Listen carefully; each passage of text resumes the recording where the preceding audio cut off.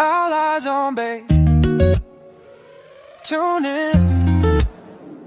Press play. All is alpha on the way. Don't blink. Just stay. Oh, yeah. Got my coffee and my tabs up.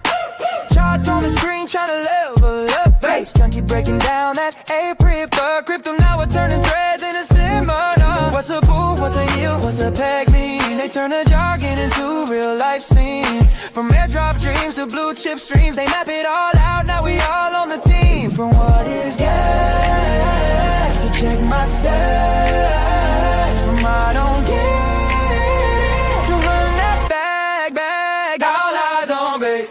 Stay locked in. Learning Defi while the beats stay bumping. Oh yeah. From the first little back to a major move. Bass junkie, now we got something to prove. Get your notes right. Turn that late night scroll to a smart life guide. We just press play, let the questions fly. They explain that yield while the numbers climb high. Click connect, now I see the pool flow. Two-side deposit, watch the tokens grow. LP tokens in my wallet, feeling brand new. Fees dripping in while I'm chilling with the crew. Talking risk and permanent. What that do? They slow it down till the smoke shine through. From rug red flags to the gems in the rough, they keep it real clear so the fans stay up. Yo! And welcome to this edition of Our Eyes on Base DeFi Yields, the weekly show where we talk about how we can be making money in these sideways markets. Obviously, everything we say is not financial advice and for entertainment purposes only, but here we want to educate and talk about the latest and greatest things happening here in the Base ecosystem, whether it be AI, DeFi, you name it. My man Crypto Noah is always dropping the alpha, and we also look at those DeFi yields to talk about how you can get your money working for you. So guys, just so we are getting started, make sure you show some love for the show and smash that retweet button. Let your friends know where the alpha is, and let's jump into it. So without further ado, let's pass it over to my main man, Crypto Noah. How are you today? Dude, I cannot complain. It's been really nice in San Francisco. Even though we have this whole situation over in the Middle East, prayers out to them. Yields have still been pretty good. So yeah, man, I can't complain. I'm doing pretty well. I'm excited for this show today. I heard this thing. Forgive me if this is too soon, but you know how people always like, Habibi, come to Dubai. I've been hearing people say, Habibi, don't come to Dubai. Yeah. But anyway, for the moment you guys all been waiting for, I'm wearing a shirt I got from ETH Denver. This one's like a classic. It's from Alchemy. You look at the back, it has Alchemy on it. Represent. This latency in the economy. It says yikes, and then it says call Alchemy Infra Shop. Reducing latency 24/7, 99.99% uptime. Pretty cool shirt, and I wore this today because the word alchemy basically hints at what is it, like turning like copper into gold, like turning different things into gold, like basically turning something from less worthy but with the same materials to more worthy. Today we're going to be going over some DeFi alchemy. Got some good stuff for you. Okay, how you doing, man? Well, dude, I'm pumped. I'm here to. I'm excited to hear about this alchemy. I mean, rubbing, like, it sounds like a 2 + 2 = 5 kind of equation. This is exactly. But I am doing very well, very, very well. Not so much in the crypto stuff. I mean, crypto is crypto, and markets, red days, green days. When you're in build mode, you don't even look at the charts. Thankfully, some of the tokens I'm holding are up. AI-related tokens are up, which is wonderful to see. But also, just on like a personal note, yesterday was actually a banger day for me.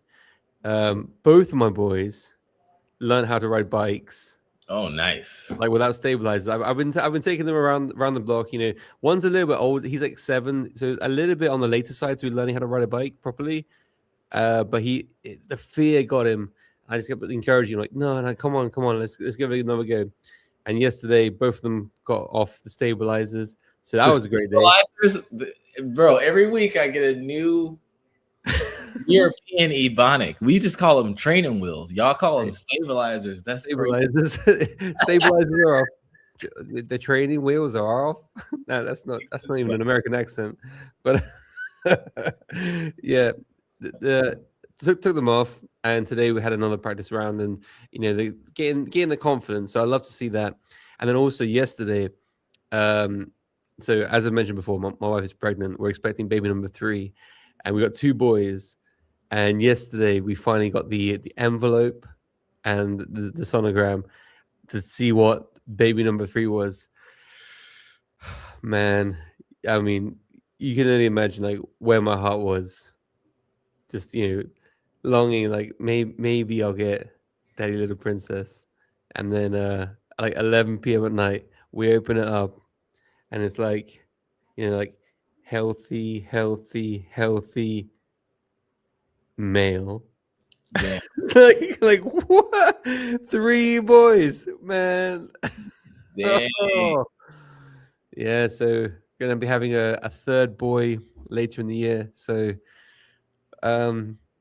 yeah, just healthy, serious, and When's the baby due?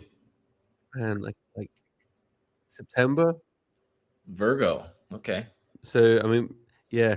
Actually, I typed it in like when is the baby due? Like my wife is this many, like 12 weeks pregnant, and it's like it literally. I asked ChatGPT, and it said my oldest son's birthday is the due date. I'm like, oh fuck, like hopefully not. But anyway, aside from the personal stuff, very very happy there, and yeah, excited to jump into some opportunities and learning in crypto. I mean, dude, it is never a dull day in crypto. Before we get into like the meat and potatoes, but did you see yesterday Facebook acquired Multiple? Yeah, I was gonna talk about that too. I'm like, Okay. man. I mean that's monumental. I mean, the fact that was nothing just a couple of months ago took the world by storm, and then to get acquired by Facebook, that's like a builder's dream, really, like an exit like that. Do you know how much he bought it for? Man, I have no idea what the amount was, but I don't think it was a couple dollars. Yeah, I bet not. And then also, talking about AI, did you see in Europe there was the largest seed round raise? For how much? 1.03 billion seed round. For what? Like it was an AI company? AI company working on world models. World models. Yeah. What is that exactly? What it's called? World reasoning models. Basically, it's like at the moment, current LLMs are scraping the information from the internet. So it's like regurgitates and puts it into like different context. These world models. Now that I'm saying it, I feel like it's maybe something else. I'll check it in a minute. These world models, basically, they don't regurgitate information and repackage it. They learn as if a child is learning. So it's like they have like reasoning and memory. For example, the analogy I saw was gravity. Rather than being told what gravity is and telling somebody else what gravity is, these world reasoning models will see the apple fall down, get the context from there, and then learn, okay, that's gravity. I got it. Shit. I mean, $1 billion for that? That's crazy. It is more than the Apple part of it, but yeah, like the memory, just like like the persistent memory and just be able to build off that, and like have context, build on like a growing database of knowledge. Like they're saying that like current LLMs are going to seem like a prototype in comparison to that. Wow. Shit, one token. Well, dude, I mean, when we're talking about like what's when token, Probably wouldn't buy that one. They so VC funded. dude, O'Day, I mentioned this to you maybe last week, and you mentioned about your Carnelian as well, about Marco's project, building like operating systems. Like it all sounds like it's in a similar vein, and the fact that like in Europe they did raise $1 billion pre money valuation of $3.5 billion, a pre money valuation of $3.5 billion dollars. Sorry, I mean like after they've raised $1 billion, I mean what the heck? Like there's a lot of interest in this. Yeah, I'm gonna have to look into that. Send me a link or something. Yeah, I'll find it during the show. We should maybe talk about it next week and kind of dive in. That'd be pretty interesting. Well, yeah, man. No, that was a good soup and salad. It has some zesty dressing on it. Shall we get into the meat and potatoes? Oh, absolutely, man. Let's jump in. All right, guys. So I got something good for y'all today, and we were actually just talking about this during our DeFi challenge. By the way, before we hop into it, you guys click the QR code, join our free community. We are also about to do our next season of our 8-week cohort. We got some cool sponsors lined up to be a part of it, so it's going to be better than the previous season. We are giving away free scholarships. So if you just go to my most recent Twitter post before I live stream the show or retweet it to live stream the show, you'll see the link to apply. So you're going to learn all the basics to make you a better builder, better investor, and a more competitive in the workplace as well. All right. So in this episode, we're going to be talking about the alchemy we're talking about is borrowing against your LP positions using revert finance. All right.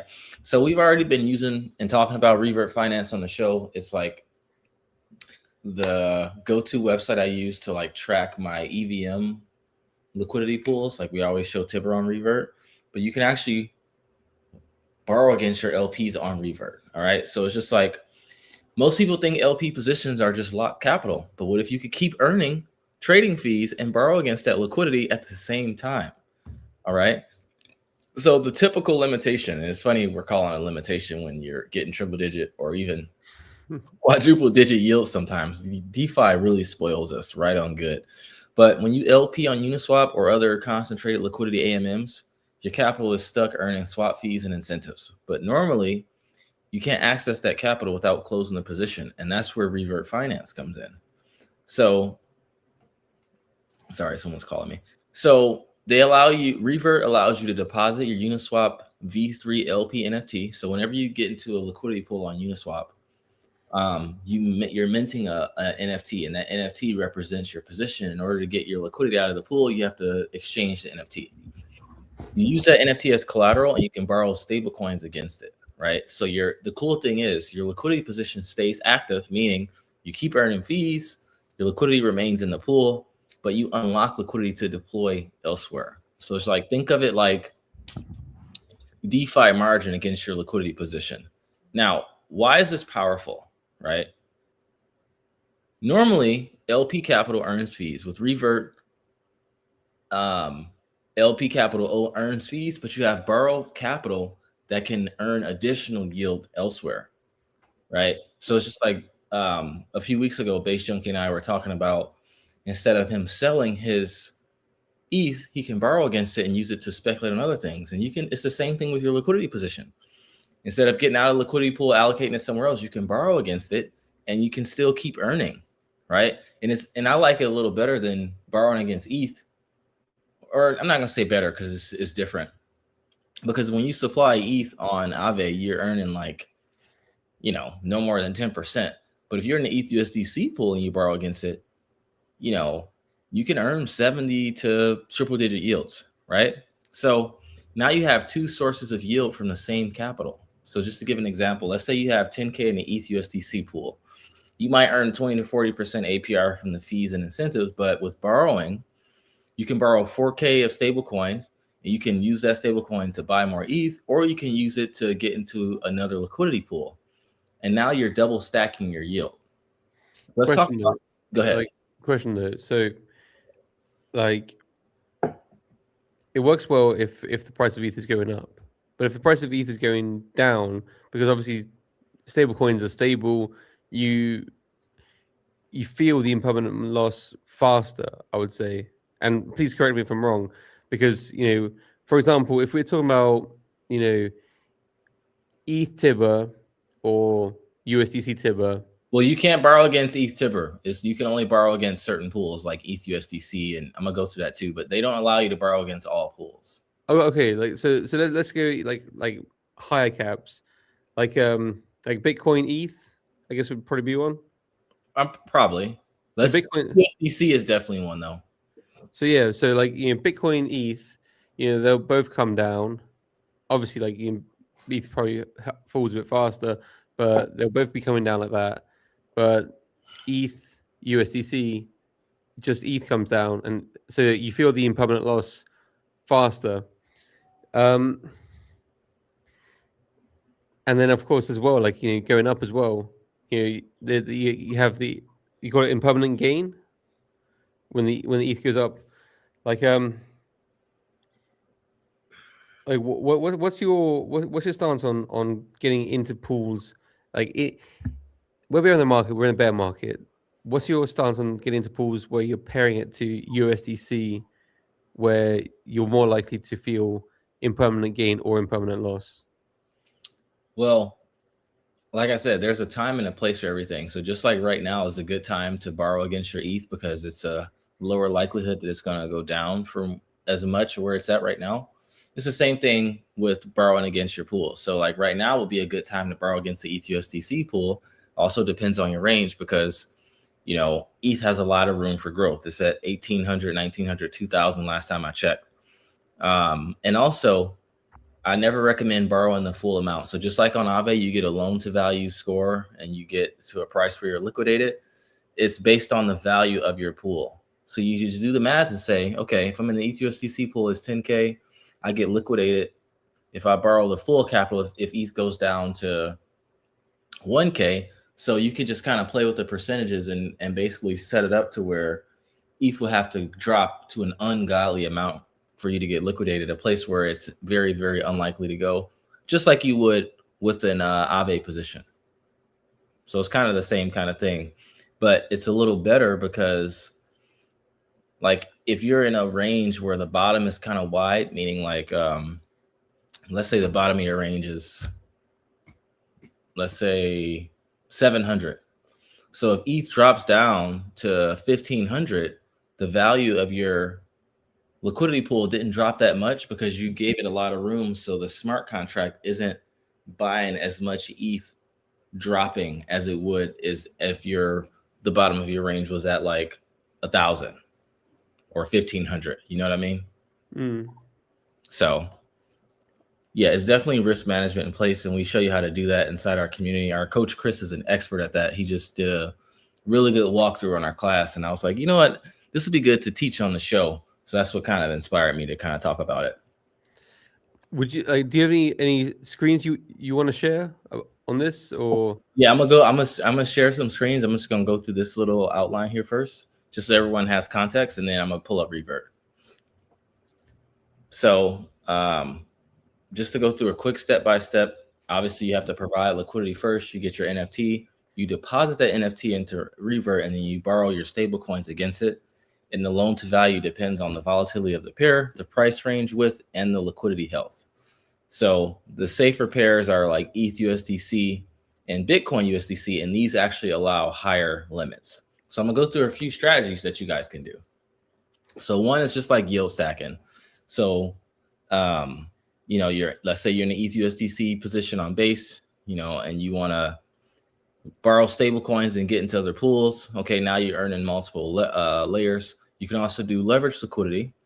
And this is actually more advanced. So like, let's say you have a 10K LP, you borrow 4K in stable coins, you use that 4K to buy more ETH, and then you can create a bigger LP position. Now you have 14K in liquidity earning fees.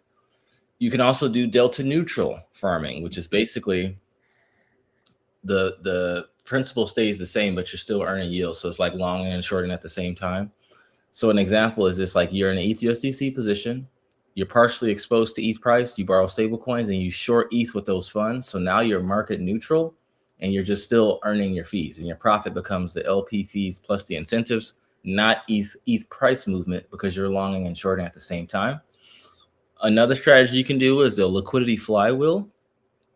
And this is like a loop structure. So you provide liquidity, you borrow, you redeploy, and you LP again. So you constantly you get into a liquidity pool, you borrow stable coins, add to that liquidity pool, borrow against it again, borrow more stable coins, and you keep looping it. And then we kind of already talked about the risk. So you have liquidation risk that's dependent upon your loan health, etc. And then impermanent loss is amplified. So if ETH pumps or dumps hard, the LP value changes. And then obviously your pool, just because your pool moves out of range doesn't mean you get liquidated, right? It depends on the value of the pool. And that's why it's really good getting into like ETH USDC, because USDC isn't going to drop. Well, we can't say that because it did depeg one time, but versus entering into a volatile pair, even ETH Bitcoin is not as risky, but you know, we've seen what Bitcoin has been doing lately. And if ETH and Bitcoin did one of those, you know, you could, it does increase your chance of being liquidated. And then obviously you have smart contract risk, but Uniswap's never been hacked, but you are exposed to Oracle pricing. So if the Oracles malfunction, and then the revert contracts. So you have 3 layers of risk: Uniswap, revert, and Oracle. This only works on Uniswap right now. You can't do it on Aerodrome or any other DEX yet. So yeah, I think a question I would ask is if you can borrow against your LP and earn yield on both sides, does that make liquidity providing the most powerful strategy in DeFi? I think it does. So now, if you had any questions, feel free. I'm gonna get ready to share my screen and see what we can show here. I mean, like it's quite a bit of information and like quite a few different strategies to absorb. I mean, I think if it is possible to see it on the screen, that would like really just like hit the nail home. But yeah, I mean, the looping side. So I didn't do that when I borrowed some USDC from depositing my ETH. But like, when you talk about like the health, so let's say you have 10K in ETH, and then you borrow USDC, or the other way around. You can go both ways, right? On this, on Aave you can go both ways, but on this you can only borrow against your liquidity pool, and you can only borrow stables for right now. Okay, so you start with your 10K in ETH, you borrow USDC. The price of ETH is 2K, and the more you borrow, the higher the chance of getting liquidated. So let's say from the 10K you borrow 6K, giving you a $1,200 liquidation price point. ETH would need to fall from 2,000 to 1,200 to liquidate you from that $6,000 loan. It's not as black and white as that, because you're just thinking about ETH alone, not inside a liquidity pool. So it depends on how wide your range is, because that's what depends on the value of the principal of your liquidity pool. For example, if my range is from 2,500 to 1,500, I'm going to get liquidated faster than if my bless you. I'm going to get liquidated faster if my range is 2,500. I'll get liquidated faster if my range is from like 1,500 to 2,500 versus if it was from 1,000 to 2,500. Because how it works is, if my range is this wide, as the price of ETH is dropping, I'm buying more and more ETH because it's the underperformer in the liquidity pool. Versus if it's this wide, it's going to take longer for the value of it to go down because I'm still heavy on my USDC. Does that make sense? So it really depends on your range. For sure. And can you use a tranching strategy in this? I mean, yeah, you can borrow against whatever range you want. If you want to get into 3 different ETH USDC ranges and borrow, you can borrow against any of them. But the smaller your range, the more riskier it is for you, basically. You can only borrow against one at a time. You can't like put the 3 tranches together like you would put together like mortgages and call it a collateralized debt obligation. Although that would be nice. Shit, we should make that. We should make that. maybe that's the next $1 million idea right there. Someone's gonna make it eventually, but yeah, it depends on your range. Here, I'm gonna share my screen and I'll show you like the different rates because it depends on the chain and all that good stuff. Here we go.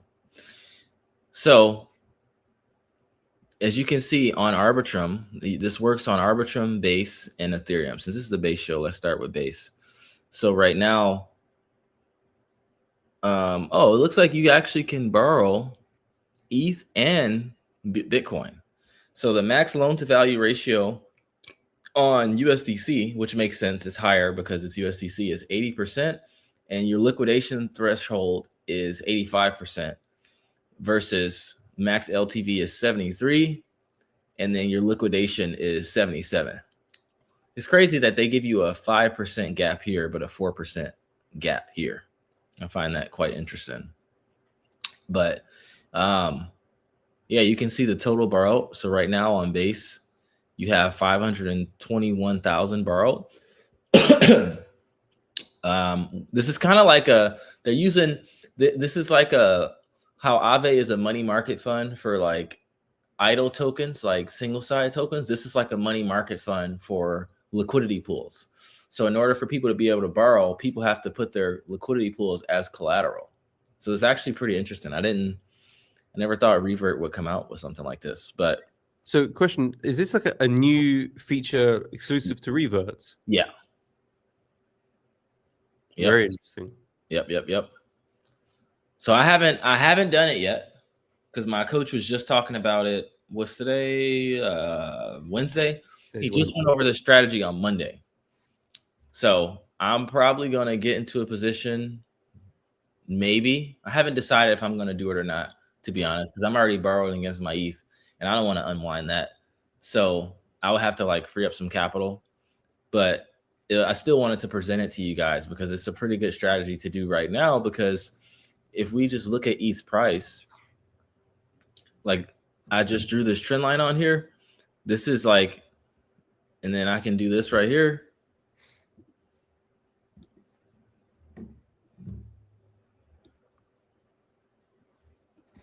And if you can ignore this one, this is a pretty, if you just trade this channel, you buy the lows and sell the highs.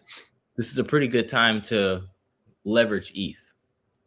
Because every time we get down here on this channel, it bounces back up pretty good. And just to get back to the top of the channel, I'm not going to say this is going to happen overnight. It's 143%. And it's different versus, because like if you, this is why in this scenario, I like this better than just doing it traditionally on Aave.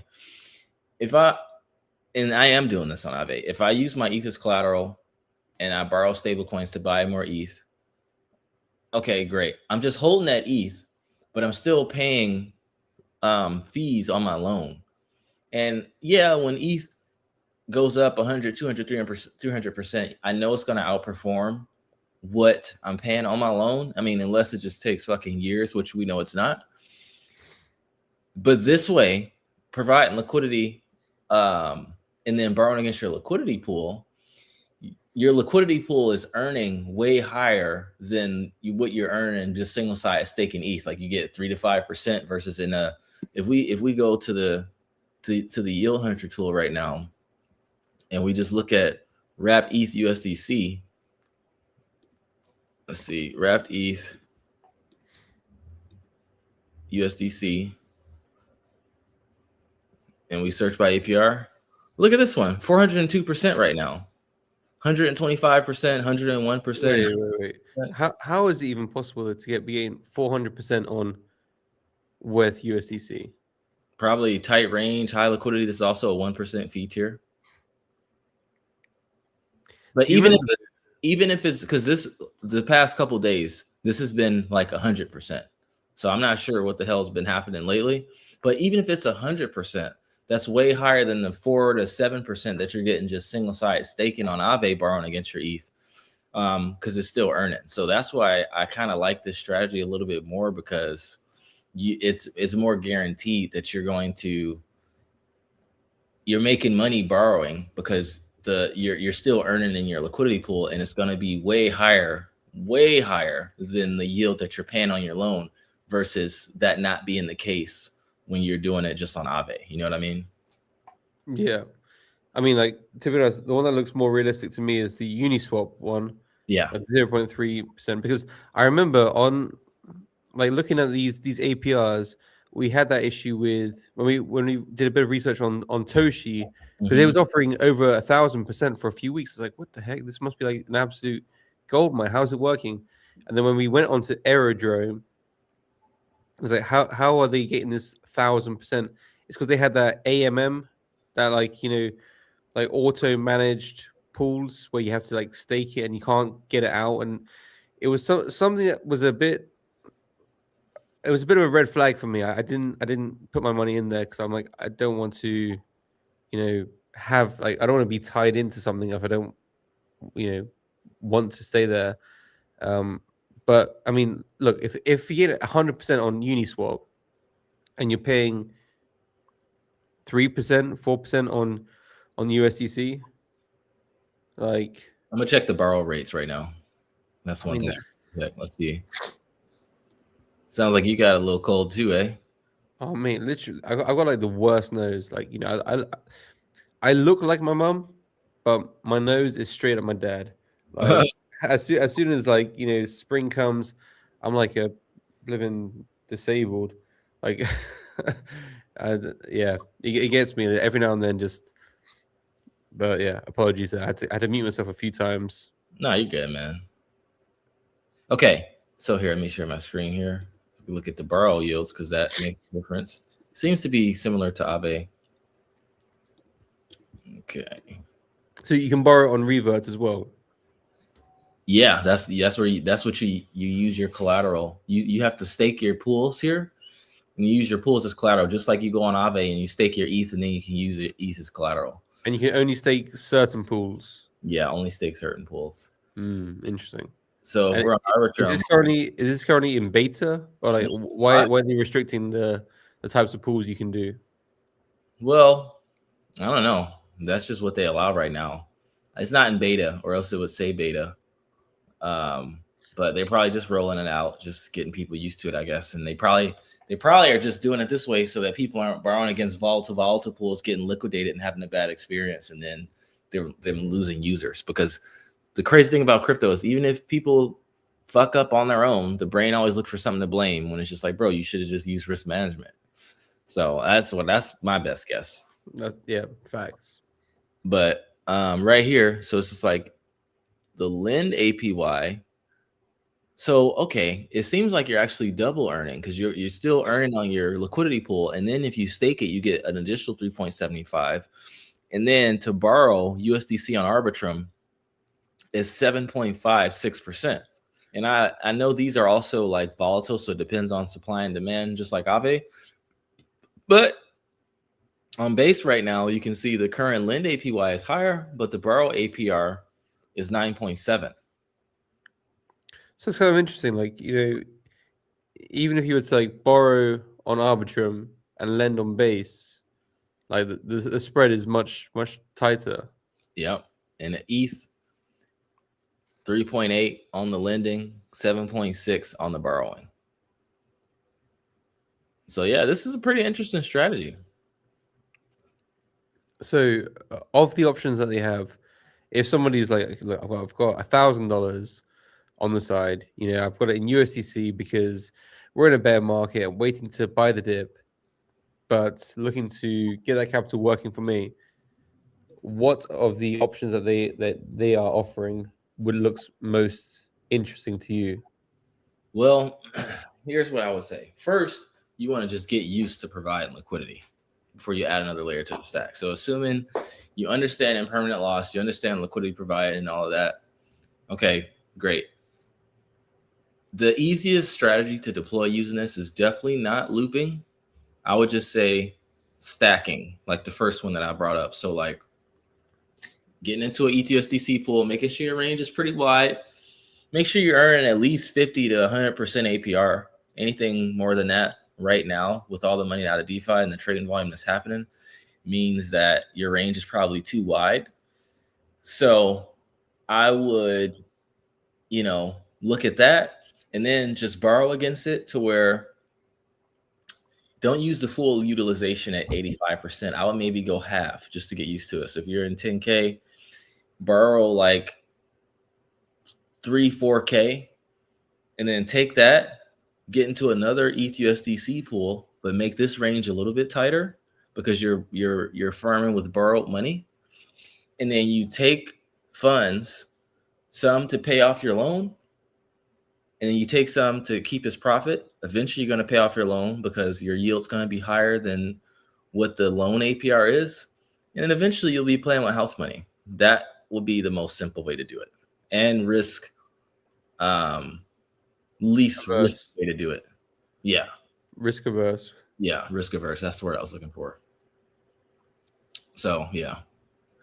I think that's a good strategy, and yeah, exactly as you say about having the borrow amount, not maxing it out, because yeah, they offer you go full retard. Never go full retard. never go full retard, and also just because they say like, hey, look, we're gonna approve you for a loan for 85% of the collateral.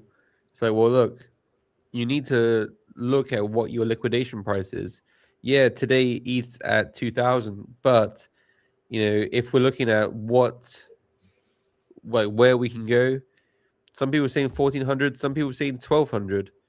Well, are you going to be managing it like daily, or are you hoping to just borrow, start a strategy, and not worry about it every night? So like, rather than borrowing the full amount, exactly as you said, borrow 30, 40, 50%, so that ETH will have to go down to like $600, which hella high water. I mean, I would be shocked like if it got down to that. I don't think we'll go that low. If we do, your boy is a buyer. Your boy's a buyer, but my RV loan will get liquidated at that level. I think I get liquidated at like under $1,000, like 900. I think That'll give you enough time to shiver your timbers or whatever. No, I didn't say shiver. Last week I said to I said to you, shifting timber. Yeah, that'll give you enough time to shift the old timber. Yeah, which And is it. There are also protocols out there that can do that for you in an automated way. One of them is DeFi Saver, and I actually wore their shirt last week. So they allow you to, and it's selected pools, so you have to make sure it works with your strategy, but they allow you to basically put some money into a smart contract. And if you're about to get liquidated, it'll add to your pool so that you don't. Okay. So you can, like, if you just hold like 5K USDC on the side that you'd be hodling normally, but put it in a DeFi Saver smart contract so that if you're about to get liquidated, like let's say in your case, ETH goes down to, it's on its way to 900. Well, DeFi Saver will allocate that capital so that, and you can select like, okay, I want this much so that my new liquidation price is actually 300, right? So now you make sure you don't get liquidated and you don't have to be by your computer. So it's even still things you can do on top of that. Man, crypto's like an onion, just layers on layers. And it fucking burns too, doesn't it? Man. Yep. So yeah, that's the DeFi alchemy I got for y'all today. That is interesting. Like I love to hear these like, new strategies. I mean, like the fact you can borrow against a liquidity pool, like brilliant. Especially if it's thing is, I kind of understand why they only are allowing the very top coins, like the least volatile, because for example, I was in that Zora We would pool. have been screwed if we would have been able to borrow against that one.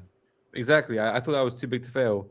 Thankfully, I found it, and I was like, oh look, I still have some money in there. Yes, it's less than when I started, but I forgot about it for a while. It was collecting some fees before it went out of range on the downside. Cashed out and just put it into O'Day, which I want to actually ask you your opinion. Like, would you like to do a little chart analysis on this? Yeah, let's do it. You want me to pull it up, or you want to pull it up? If you pull it up, so then you draw because I drew some lines on my phone on it. So this goes back to like the world models, the persistent memory, and just like the new way of learning in for AI agents. Now, the reason why I like O'Day is because, well, first of all, like the amount of conversations it had with Grok, ODAI is the name, and then it's fighting for like the 5 million mark. Let me see. Liquidity. Yeah, this is the best one here. Oh man, that looks good, bro. This is a good looking chart. Okay. And this launched February 12th. So obviously the newer a chart is, the less weight you want to put on the TA. But sometimes you got to call a spade, and it's a healthy looking chart. They went up. Here, let me actually go down, because the younger a chart is, the smaller the time frame you want to look on to see the actual moves. Yeah. I mean, I think I look at this on like the 1 hour, possibly the 4 hour. It's still quite young to see it like on a bigger time frame. Yeah, But so like, it went up. This was like a area of resistance. It went down, and it came back down and tested this resistance level as support. And that's what you want to see, because charts like to move between ceilings and floors. So whenever it turns a ceiling, it breaks through a ceiling and turn it into a floor. Think of it as like building a building, right? You got to go upstairs and lay the floor on the ceiling before you can lay the next ceiling or the next floor, So it looks like right now this area was a key level of resistance. It broke through it. So it's definitely going to come back down to this level at some point. It's going to come back down to this level at some point. It doesn't mean that it's not just going to be perfect and just like go back down to the previous one. But I will say that volume has picked up. It slowed down from like March 6th, and it's picked up on like the 10th, which was yesterday. Yeah, this is the 1 hour chart. I'm not used to looking at it. also this, I think it kind of picked up on the news of the fact that somebody's building this in Web 2 and we raised $1 billion. Is that true? It is true. Oh, are you talking about what we were just talking about in Europe? The seed? Yeah. Gotcha. The world models, but that's backed by like Amazon and Nvidia and other big players. But like this has been around since February, so it feels like it's been around for a while, but it's only been a month. Yeah, and the good thing is the most profitable trader on this token only made 36K. So still a lot of money to be made. 36, 36, 35. These are the top traders. And then if we look at holders, it's not like, this is pretty good distribution, right? You got 4%, 3%, 3%, 3%, 3%, 2%, 2%, and then 2,358 wallet addresses hold the remaining 69%. So it's very healthy distribution. All the tokens are unlocked, so the FDV and the market cap is the same. And if we look at the liquidity providers, yeah, it looks like most of it is on base on Uniswap. So yeah, I mean, pretty good distribution, and it's still a lot of juice in the lemon to be squeezed. So I might have to fuck around and find out. Well, honestly, man, it's like in terms of the tech. So the person who I would say the best advocate for this, who introduced this to me, I saw like 1.3 million is when I got in. So like a little bit before that first pump. And I gotta stop fading your calls, man. Jesus Christ, when am I gonna learn? dude, the problem is the one that I said to you, I'm like, yo, this is the one. It was it OX Day? OpenXAI. OpenXAI, man. I was like, these guys are going to change the world. And then that one just fucking They still might, know, but probably no time. yeah. I mean, this is the thing. It's crypto. You know, the one that I'm sharing with conviction dumps, and then it's like, the one I'm hesitating, like, should I share this? But I did say to you, like, hey, look into this. I think I said that around like the 2 million mark. You did. Keep coming to keep bringing them my way, man. I'm always going to look into them. I think it was just like everything that's happening with Claude and Moltbook. It's just like, man, all this stuff is kind of starting to seem like the same, but I mean, you can't catch them all like Pokemon. That's it. That's it. Well, so on this chart, next move, are you predicting it to test previous resistance, which now support? It's kind of early to really. Here, let me go back to it. My bad.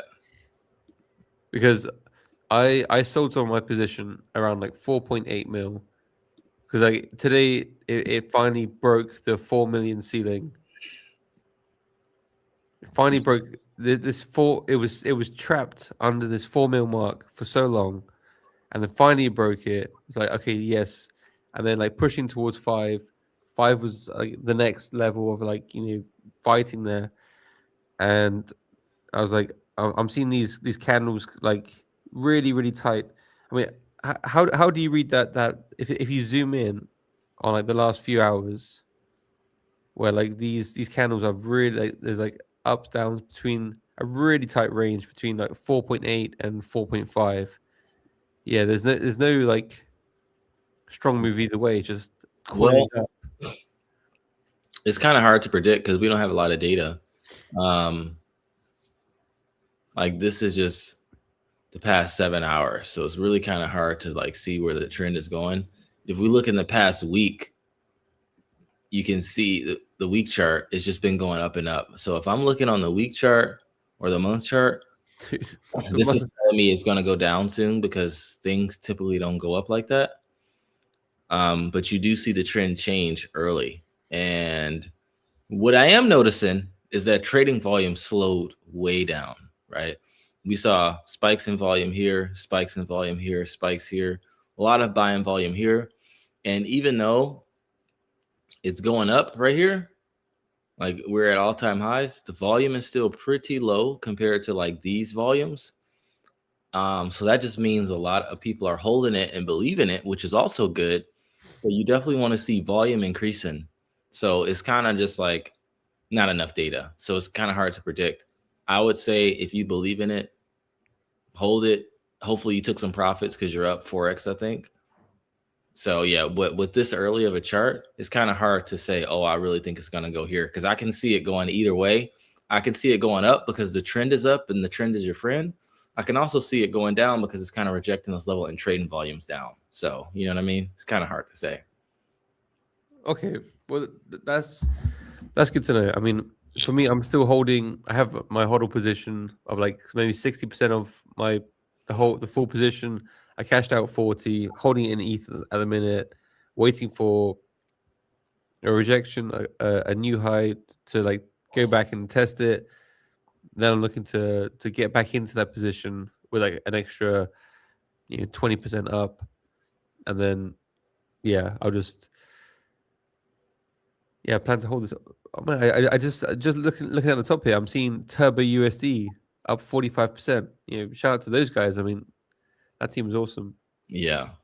I mean, honestly, I'm gonna have to look into this one more. I've been seeing it a lot on Twitter. I do like the distribution and the diversification and all the holders, and like there hasn't been no one's even made $100,000 off of this yet, and it's at a $5 million market cap pretty much. So if I had to say, and obviously it's not financial advice, I wouldn't mind holding it. I don't get scared off by anything, or I'm not nothing scaring me here.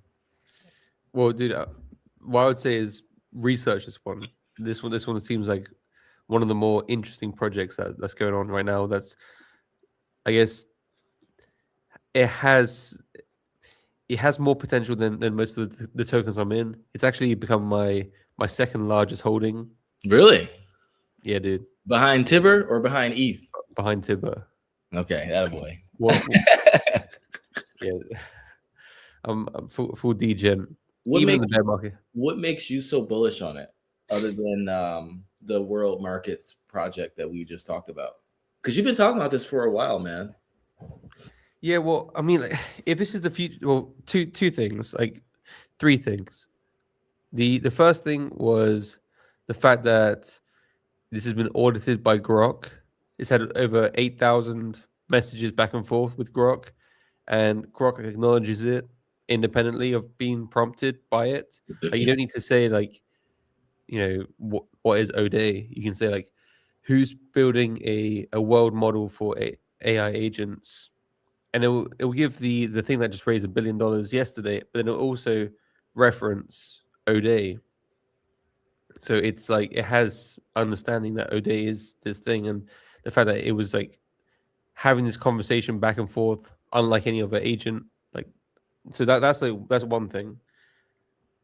Second is Altcoinist, the group chat, I have the page. about it, yeah. The one of the co-founders, Constantine, he called Tibber super early, like a million or something, and in the alpha group chat, everyone has like traders all have their calls, and sometimes they're good, sometimes they're not, but that's trading. His conviction on it was like, I can't believe this. Like, like I've done so much research on this. This is the one. This is like, oh my goodness. He was scaling in, and I was like, what? Like, this guy's done like, this. It felt different. The call felt different from somebody that caught Tibber so early on, saw like the trajectory, like saw the breadcrumbs in the early stages, and was able to wait it out for 100 plus x to be calling this and like sizing into it early on. So I think he got in like maybe like 300K.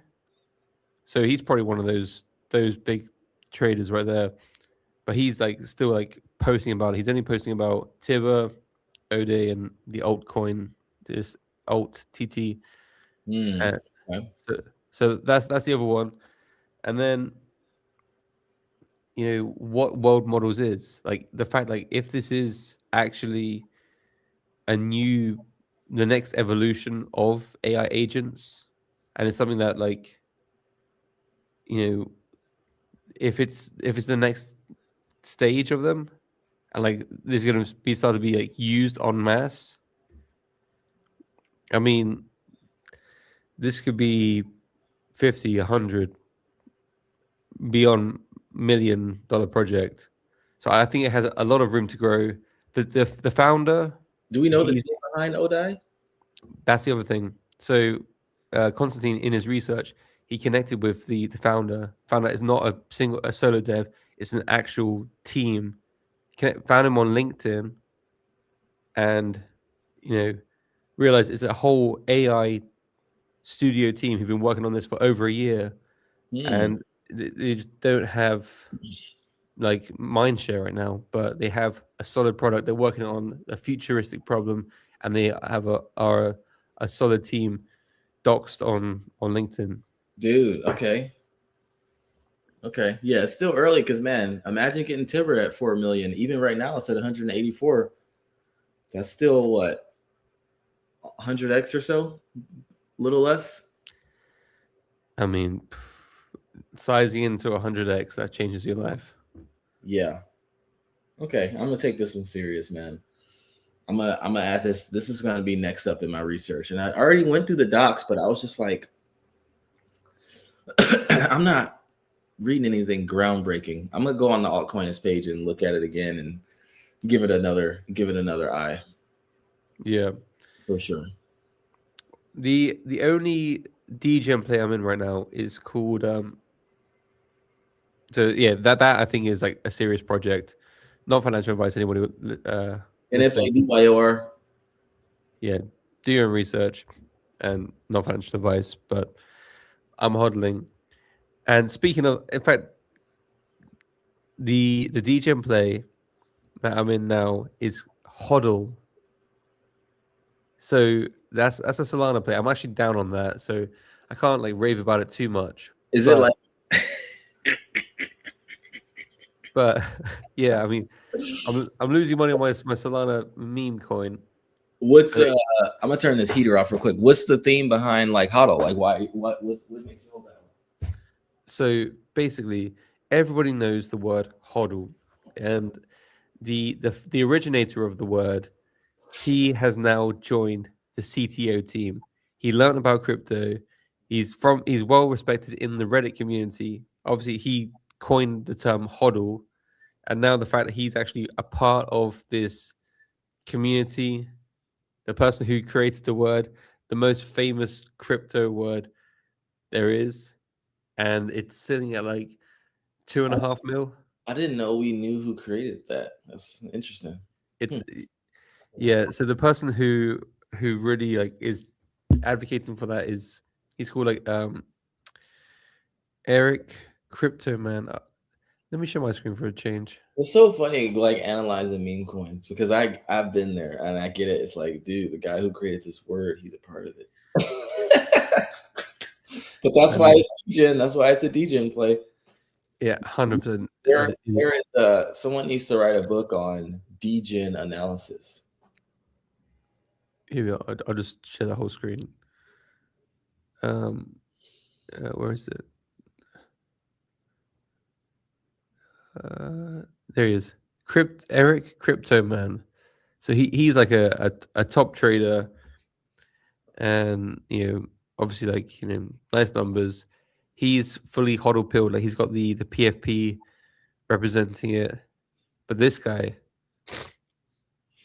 the person who created it, he has this moniker, the word hodl, and yeah, they're saying this is the last hodl.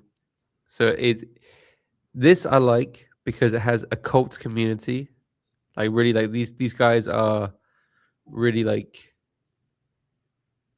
diamond handsy it. Also, like let me look at the chart real quick. Like yeah, it hasn't like it is down.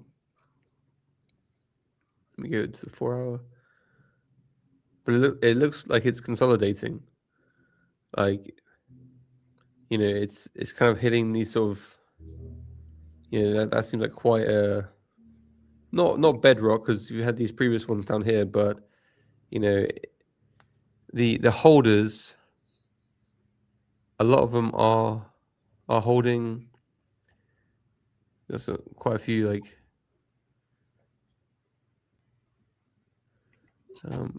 big players. Just got the bubble maps.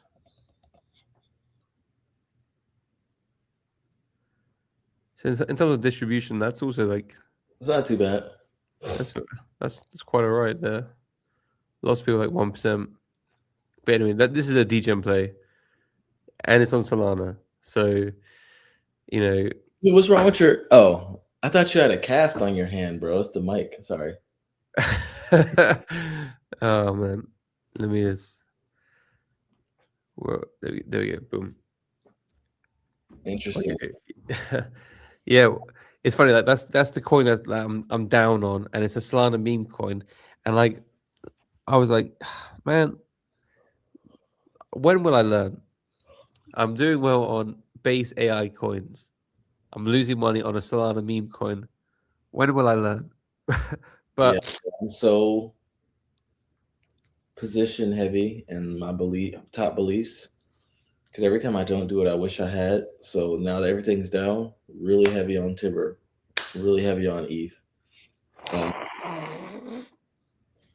Everything else, man, I'm just like, hey, I'll cycle into it once these go up, but I'm super sure of these. I am gonna look into ODI because that seems very interesting. But Yeah, man. That's the one that's the one I wake up in the morning and I check deck screener for, because Tibber Tibber's my largest position, but I have no intention of trading that. Like, its floor is its floor, and like between 10 and 20 cents, it's great. If it goes down to like 10 cents, I'll find a way to buy some more. It was up to 20 cents, doesn't affect me. I'm not expecting it to hit $1 or $33 anytime soon, but when it does, then it's a different conversation. definitely. But O'Day, it seems like it's something that's like groundbreaking tech, solid team behind it, and hasn't caught mindshare yet. Because I feel like once it does, it once it gets on, like, FOMO app, and you get all those traders like Coles and whatever sort of like clocking onto it, it's like, oh shit, this is actually like working. This is actually like game changing. Man, that's the one that I think has the substance to walk the walk, as well as just talking the talk. Okay. Well, I am going to look into that one. What's today? I'm gonna look into that one tomorrow. Okay, man. I'm gonna talk about it on our Parliament of Pros weekly meeting. It happens every Thursday at 7, which is like 3 a.m. for you. So yeah, I don't expect you to make that one. But yeah, Well, man. right now I'm hoping he comes down. I'm hoping he comes down to 4 mil, and then I'll get back in. I'll get entry back in.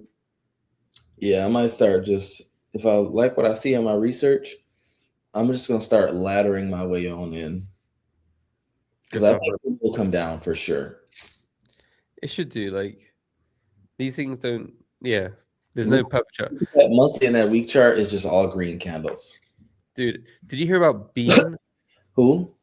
There was a token called Bean, and the chart just looked so artificial. But I knew some people that were making like 10x on it, and then it just looked like a massive Ponzi.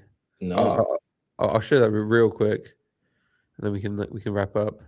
Okay. But let me just see. So here's yeah, Not like two puppies. two sick puppies. Bean. Yeah. Ooh. So like literally from the 5th, it was just like almost just constant up. Like, and then just a bit of chops. Like, okay, well, this happens, and then just boom, dump. Try a dead cat maybe, and then just dump some more.